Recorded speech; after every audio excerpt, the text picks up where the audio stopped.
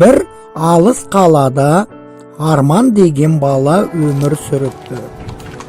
Ол қарапайым етікшінің ұлы еді.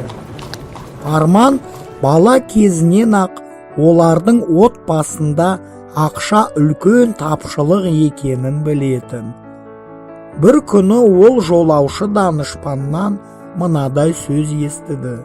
Есте сақта, балақай, егер сен шынымен бір нәрсені алғың немесе үйренгің келсе және оған күш салуға дайын болсаң, міндетті түрде жетесің. Бірдеңе алуға немесе үйренуге ұмтылу сезім байлыққа апарар алғашқы қадам. Бұл сөздер Арманның жүрегіне терең әсер етті. Және ол өз-өзіне мен бай боламын деп ант берді. Келесі күні ол әкесіне келіп бұлай деді. Әке, мен бай болғым келеді. Оған қалай жете аламын? Сұрады Арман.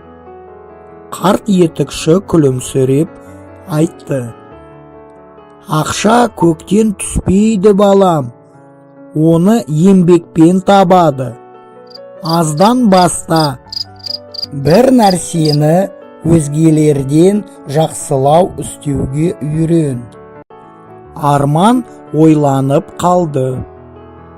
Ол әкесінің сатылмай жатқан ескі аяқ киімдері көп екенін білетін. Кенет оның ойына тамаша идея келді. Мен оларды әдемі етіп жасаймын да, содан кейін базарға апарып сатамын. Өз-өзіне айтты бала. Арман ескі аяқ киімдерді алып, оларды тазалап, жуып, бояп, өрнектермен әшекелейді. Сосын базарға алып шықты. Жолаушылар таңқалып, қараңдар шыққандай әдемі дейді. Бұл шынымен ескі аяқ киімдер ме? Сұрайды басқалары. Бір кезде бірінші сатып алушы бай көпес тоқтап, бұл аяқ киімдерді кім жасады, бала? Деп сұрады бай. Мен, мырза, деді Арман мақтанышпен. Көпес оларды қымбат бағаға сатып алып айтты. Тағы жасасаң, қайтып келемін, деді бай. Сол сәтте Арман түсінді. Арман өзімен өзі орындалмайды. Сен өзің еңбек етуің керек. Бірақ жеңіс оңайлықпен келмейді. Бір күні Арманның дүңгіршегіне көре алмай жүрген бір шебер келді. Байлыққа оңай жетуге болады деп ойлайсың ба? Деді мазақтап. Тәжірибесіз, танысыз. Арман қорықпай жауап берді. Ең бастысы берілмеу.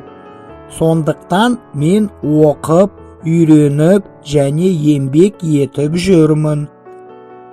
Шебер басын шайқап, қанша уақыт шыдайтыныңды көрерміз, деді ол.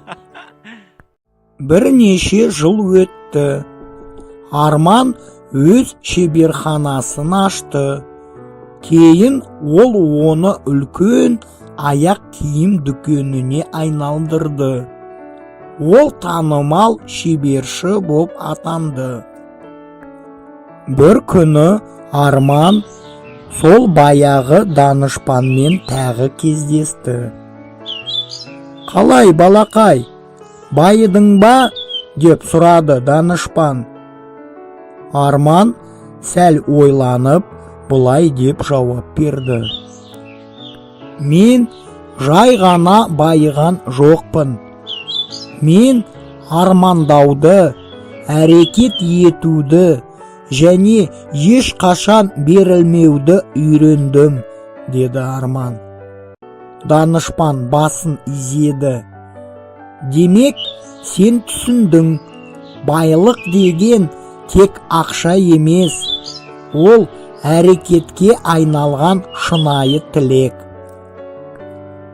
Осы сөздерді айтып, ол көзден ғайып болды.